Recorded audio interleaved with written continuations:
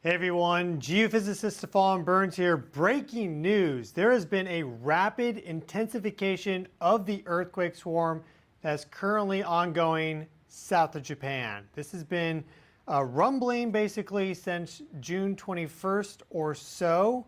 And Japan has these sort of earthquake swarms every now and then. It's one of the few places on the globe that regularly gets these sort of releases of seismic energy across time with a flurry of lower magnitude earthquakes that also occurs in the Aegean Sea, sometimes in Alaska, California, but Japan is one of the premier places for that. So we see this location there. We're looking at our 3D earthquake map here, and just the one thing you'll really notice is look at how many earthquakes are stacked right in this zone just for the past 24 hours. And so there's been actually a lot more earthquakes than that. Generally with a swarm, you'll get fewer magnitude or less frequent high magnitude earthquakes, and you'll get a lot more frequent and just a greater number of lower magnitude earthquakes. So this program here is only showing earthquakes really with a magnitude of like 2.5 or so or greater. But just wanted to show you that stacking there. The strongest earthquake now has hit today. That is a magnitude 5.6. So the interesting thing about this, and something that we've been covering on the channel, is that there is a prophecy that's been put out for July 2025 for there to be a volcano-seismic event, or just in general, a very large geologic event in and around Japan. This is put up by Ryo Tatsuki, and she wrote a manga in 1999, put out some future updates to that. Basically, she's had a whole bunch of dreams, and she wrote about these dreams as she saw these events happening. Not all the dates she has given have actually panned out, which is a big kind of X through a lot of that. And in general, take all these things with a massive grain of salt. But she did exactly get right the 9.1 earthquake that hit Japan, the magnitude 9.1, which is the strongest earthquake that we've had since, basically. That was March 11th, 2011. She got it to the date.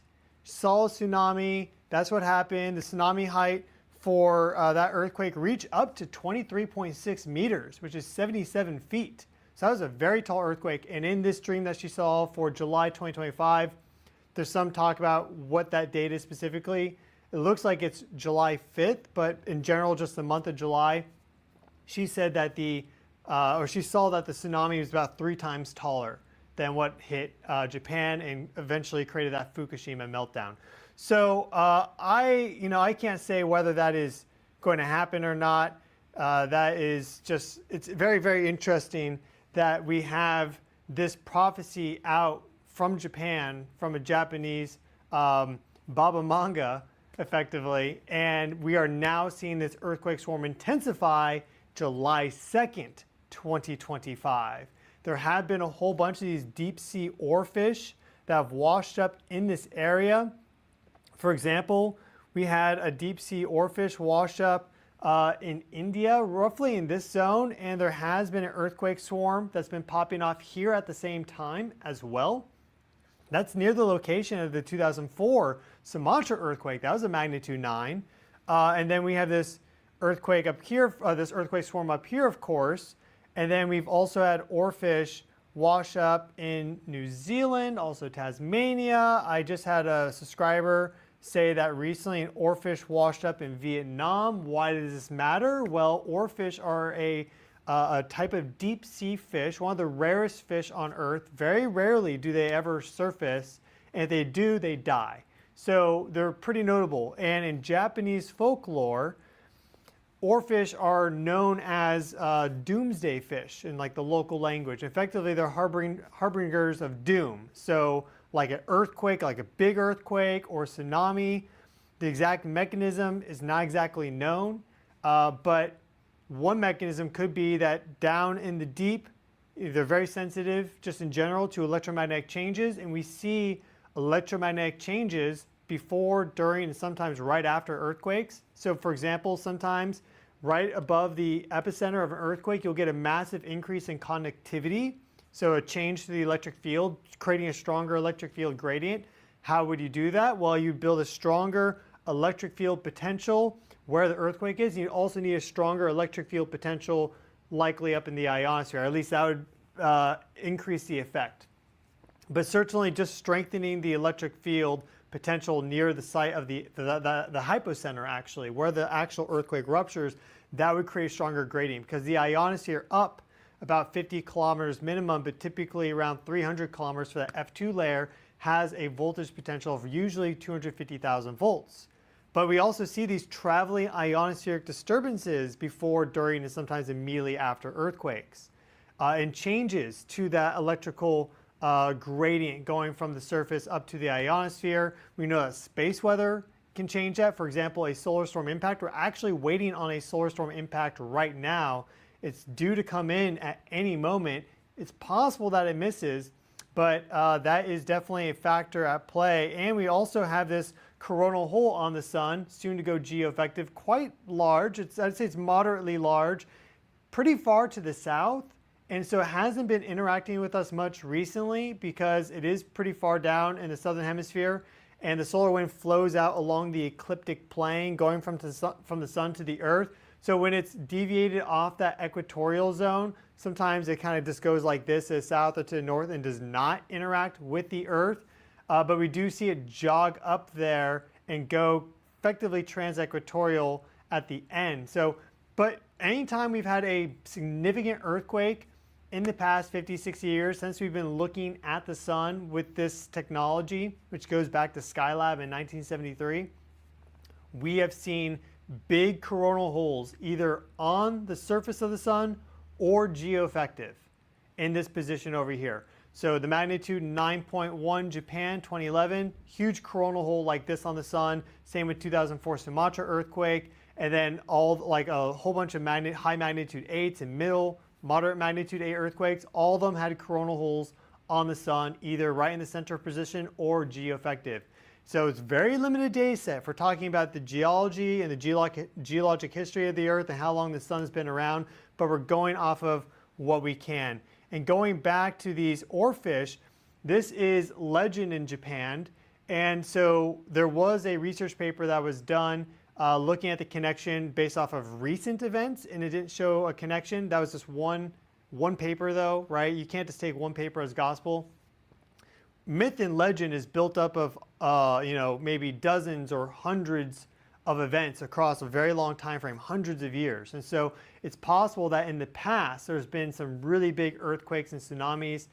Certainly there have been, but it's possible in the past that over time, as those kept happening, and let's say oarfish maybe kept washing it beforehand, that connection was made. And there were a whole bunch of these deep sea oarfish that washed up before that March 11th, 2011 magnitude 9.1.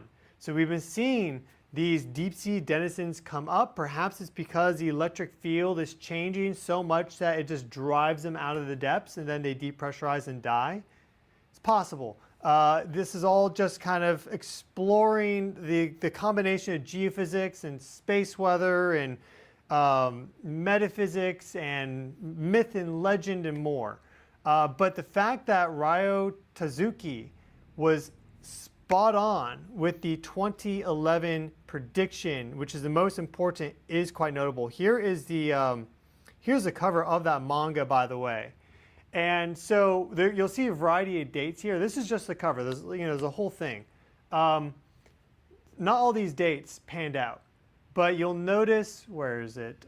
This one right here, that is March 11th, 2011. So like if that date had been like a magnitude 5 earthquake or something, no one's going to remember. But a magnitude 9.1, the strongest earthquake that we've had since 1964, with the magnitude 9.2 in Alaska.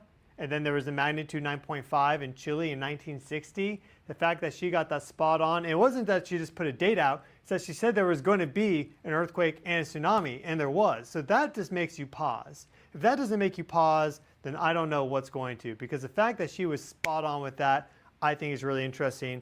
And the thing to keep in mind too, a lot of people from the West watch my channel, USA, Europe, etc. we have different belief systems than anyone, those that live in Asia, in the Asian region. And anyone that's traveled there knows this. So they take this stuff very seriously. Flights to Japan have actually dropped significantly. I have an article here from New York Post that talks about that. I mean, this is the New York Post, okay? But this is well reported that flights have dropped significantly because of this prophecy that's been put out. And I mean, we really hope it doesn't happen. I'm not going to be surprised at all if it doesn't happen. But, people are taking it seriously, and we are seeing this earthquake swarm intensify in the location that she effectively kind of pinpointed, because she said in between Japan and the Philippines. And well, this Tatsugo earthquake swarm is right in that location along the Ryukyu Trench. So a lot of travelers who had summer trips to Japan are getting cold feet, and they're postponing or just dropping their vacations altogether. And flight reservations for Japan from key markets such as South Korea, Taiwan, and Hong Kong have plunged because of the prophecy. So again, if you put yourself into the mindset of the people living there, this is already having real world consequences. So you have to kind of get out of your scientific and materialistic Western mind, because they're much more, the spiritual traditions are still alive, very much so, in Asia. They were never pruned and nipped off at the bud like they were in Western Europe, which is really unfortunate in my mind. I mean, as everyone knows that watches the channel regularly, what I cover is basically the intersection between science and spirit. So we look in depth at geophysics and geologic events like earthquakes and volcanic eruptions, but we also look at the sun and solar activity and talk about planetary resonances, astrology, cosmic forces, all that, bring it together. I release videos almost daily, so please subscribe. Now, I want to show you the earthquake energy release across time for this. So I did the calculations this morning. So this goes up to 7:42 a.m. Universal Time. We'll look at the earthquake map next. And this is the number of earthquakes here. For some reason, I was just unable to get this by date in Excel. But the first date is June 19th. There was one earthquake on the 19th, and then they started up on the 21st of June. That's when that earthquake swarm really started up. There were already like 500 earthquakes late June, and now that's intensified. We're probably over 1,000 earthquakes in this swarm yet, but I couldn't find the exact information for that, unfortunately. But we'll go through the list. You'll see there's a whole bunch on the Japan meteorological site. But here we're looking at our seismic energy in megawatt hours. And this is the cumulative right there. And here we see the individual release in megawatt hours from each earthquake. So most of these earthquakes are lower magnitude. This data is pulled from USGS, which only will show earthquakes of a certain magnitude. And so it's not going to get a lot of the low magnitude earthquakes. But the way that energy scales for an earthquake is that you go up one magnitude, let's say 3 to 4, or it can be 7 to 8, whatever. It'll go up 32 times in energy. So you really only need to capture the highest magnitude earthquakes in order to accurately plot this.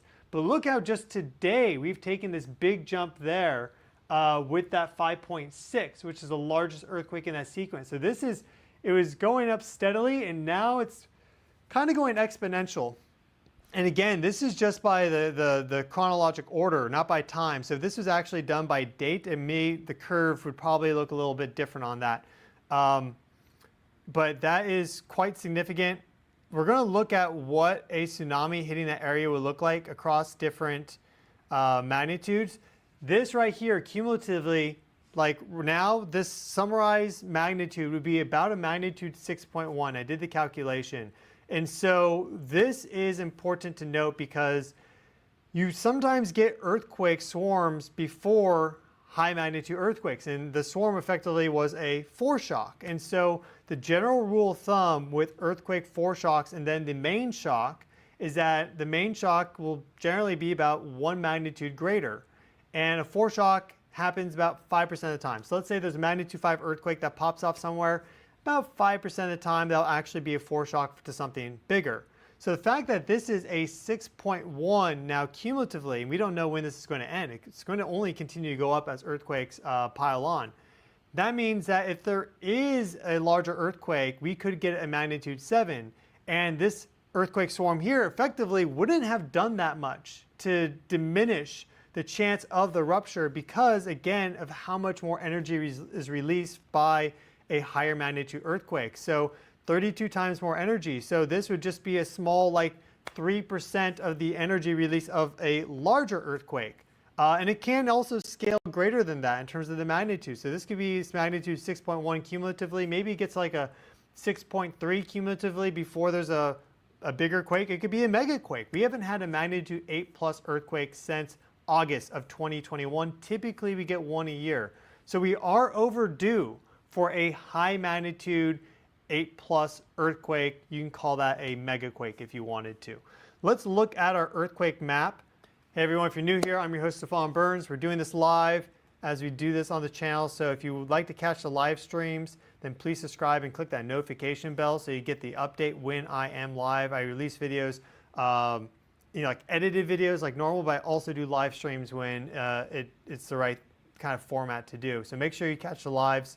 And if you're watching this and wondering where my live streams live on my channel, just by the way, you go to the channel page and there's a video tab and there's a shorts tab and there's a live tab. A lot of people don't know that, which is why I'm mentioning it. So you'll see all those videos under that. So here we have our earthquakes just for the past day, magnitude 2.5 and greater.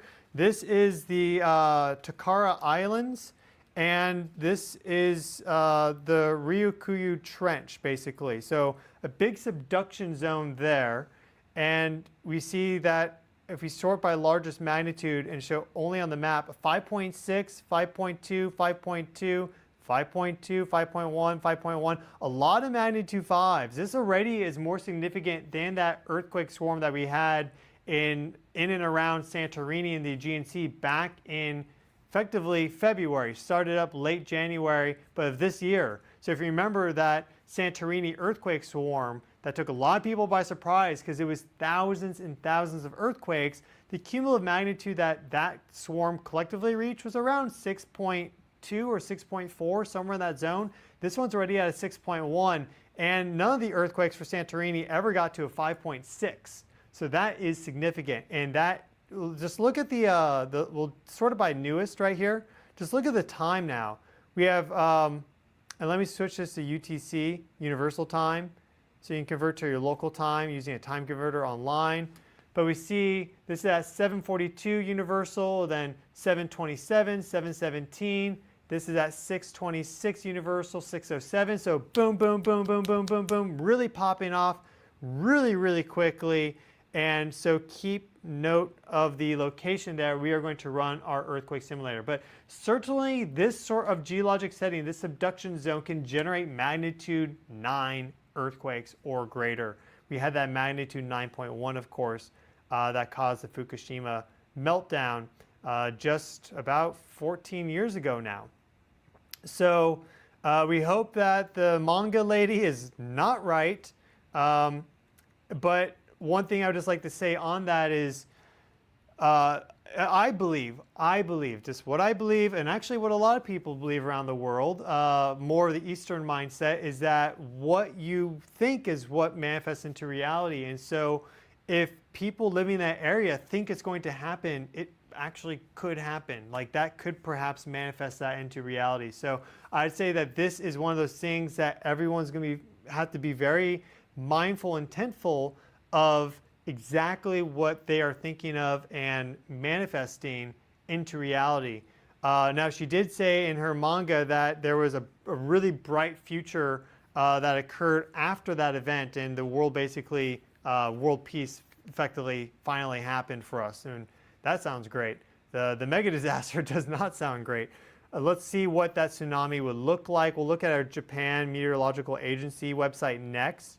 But here is a application called Tsunami Lab, and you can place your tsunamis basically and choose your magnitude. So we're going to do the smallest magnitude, which is a 7.4 right now. I mean, maybe I can get this a little smaller, but that's fine. We'll do magnitudes. Well, I think I can. Yeah, we'll do a magnitude 7.4, and we'll hit play on this, and we'll see how the waves propagate out. And we have this color bar here, okay? So this is magnitude 7.4, not that big of an earthquake if we're talking about like, you know, generating a big tsunami. Again, the peak height for that tsunami in 2011, March 11th, that was 23.6 86 meters, according to an investigative team from Japan. The peak height at some locations went up to 77 feet. That was a 9.1 magnitude earthquake. Now, Ryo is, her prophecy and her dream said it was going to be 3 times higher than that. But that, maybe she said it was going to be like 100 feet or so, like 30 meters. Who knows? Who knows? It's just interesting that we have this earthquake swarm occurring in this location, and she's saying that it's occurring in between Japan and the Philippines, so that's in the right zone. And it's intensifying now, 3 days before July 5th, and we've had these deep sea oarfish washing up over the past month, right? There's just a lot of things that are kind of pointing in this direction. Does not mean it's going to happen, but very, very interesting. And a lot of people believe this, so I'm reporting on this just as open as I can for everybody, not necessarily snubbing any one particular group. We're looking at it scientifically, but also looking at it from that more spiritual perspective, because everyone has different beliefs, and I want to be open and allowing of all those on my channel. So here we see a magnitude 8.5 earthquake, the tsunami that it generates. Here's our time right there. We could speed this up, and we will to see how it propagates out, but just notice that the wave height now is much higher. You have these stronger colors, and we see it go like this. Would kind of wrap around and hit some of these areas. And I think I can increase the speed. Here's ×4. We see that propagate out. That's a 8.5, magnitude 8.5 earthquake, according to Tsunami Simulator. But big waves going out across the Pacific Ocean like that from an 8.5. So in this instance, Hawaii would receive some of that tsunami wave as well. Of course, how much, how significant, that's unknown. But with an earthquake of this magnitude, 8.5, this whole area is getting hit, especially eastern China there, South Korea, North Korea, Japan, Taiwan, Philippines. I think this is the Philippines right there. Yeah, so the whole area is, yeah, that's the Philippines. So really getting hit. Now let's go to what the magnitude was for 2011, okay, which was a 9.1. And let's see what that looks like. Here's the 9.1 magnitude earthquake in that location on the Ryukyu Trench, which feasibly could very well have a magnitude 9.1. Look at that wavefront right there. That is a big one. Huge wave action, especially right there in that area. Really significant. Look how some of these waves, even going along the coast of Japan, are quite significant. This one right there is for our 2011 earthquake. We'll click that to see what it was like. According to Simulator, look at that wave going up all the way near like Kamchatka. And then we see this one propagating out, just now hitting Hawaii about 10 hours later. And so I'm not sure how accurate those velocities are, but that looks about accurate because now it's slamming into the west coast of the United States here around 12 hours later. And these tsunamis can travel pretty quickly, and they don't really lose velocity, and they don't really attenuate much as they're traveling across the Pacific Ocean. But really, and then of course there's going to be tons of aftershocks. With like a magnitude 9, you're probably going to get a magnitude 8 aftershock, and then of course a bunch of 7s and 6s and 5s and everything else. So to have a magnitude 8 after a magnitude 9, like everything is just really shaken up. Probably a lot of devastation and destruction, of course, from magnitude 9. And then an 8 hits, and we haven't had an 8 since August of 2021. Now, this is if this becomes a magnitude 9, if there's even an earthquake. At some point, though, there will be another magnitude 9 in this area. Japan is very worried about it. The scientific agencies have put out alerts saying that there's a very high probability of there being a Mega-Quake in this region in the next 30 years. And they put out an estimated death toll of like 250,000 people. So this isn't something to joke around about. There's a lot of people taking this very seriously, and to not take this seriously is a disservice to everyone there. We just don't know when it's going to occur. We just don't know when. We just have this Japanese prophet who was right with the magnitude 9.1 March 11th of 2011, but she was wrong with other dates. But she got the big one right. So, she did get that right. You can't deny that. She got that one spot on, which is insane. It just simply is insane. So here we see that magnitude 9.1. This is 2011.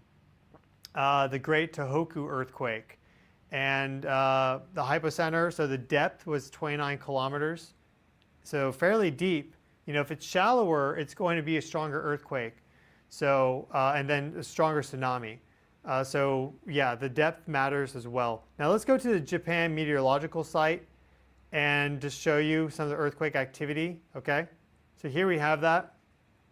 And this site's all right, it's not the best, but here we see the past 30 days of earthquakes, okay? So, but you'll notice that there's definitely a congregation right here. And the weird thing about this site is if you zoom in, it puts them all like into a grid pattern. I don't know why, but in general, they're basically all happening right here. But if we, yeah, so then it starts to look more normal once you get to this zoom level. But if we look at this, let me move over here. If we look at this, okay, this is all the earthquakes for the past 30 days, which information has been issued for.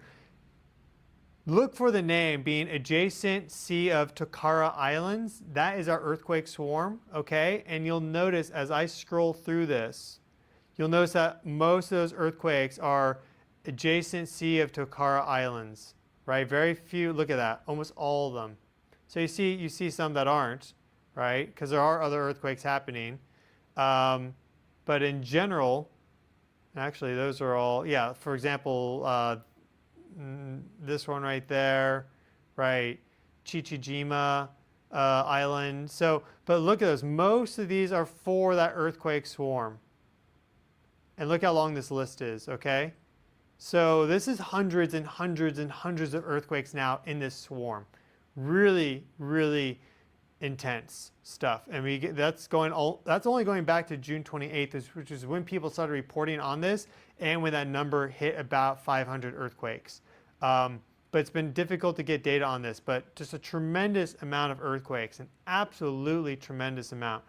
And again, as I showed you, here we have our individual and cumulative energy release. So it's only been going up. Each earthquake makes that overall seismic energy release number go higher. And when you get a big earthquake like a magnitude 5.6, look at how much more energy is released from a 5.6 than like a 5.2 or 5.1, right? So there's a big difference with the magnitudes and the amount of energy release. And so it's going basically exponential at this moment in time. Japan does get these sort of swarms, but this is quite significant. So I'm your host, Stefan Burns, geophysicist, space weatherman, and more. Please like the video, help the channel grow, subscribe. If you like this sort of content, I release videos almost daily. I am in the middle of like a trip right now, so I'm not sure how many videos I'll be able to release for the next few days, so just keep that in mind. But thank you all so much for your support. The channel's been growing awesome, which is great. We're building a really awesome community here of open-minded and open-hearted individuals. And so with that in mind, please say some prayers for the people in Japan, because a lot of people do think that this is going to occur. And I don't want there to be a big earthquake there that, you know, causes massive devastation or destruction. Like, I don't want that. I don't think anyone wants that. But some people believe these things even if they don't want them because, you know, some prophet said it was going to happen or something like that. But we have an ability, you know, Ryo Tatsuki, that's the future that she saw. What's the future that we want to see? The future is, there's a lot of potential futures. And the one that we collectively basically envision in our mind's eye and then manifest is the one that occurs. So basically everything is there for this potential to manifest. We have the swarm, we have the timing, we have the crazy planetary geometry. I've been discussing that on the channel. We have the solar activity, we have the coronal hole, we have all the things necessary for this equation to lock in. But now the question is, are we going to manifest that or not? So please say your prayers and you know, envision a world without destruction and a world in peace. I think that is the best way to do it. So thank you all so much for watching. Wishing all of you well. Please take care of yourselves, and I'll see you all in the next video.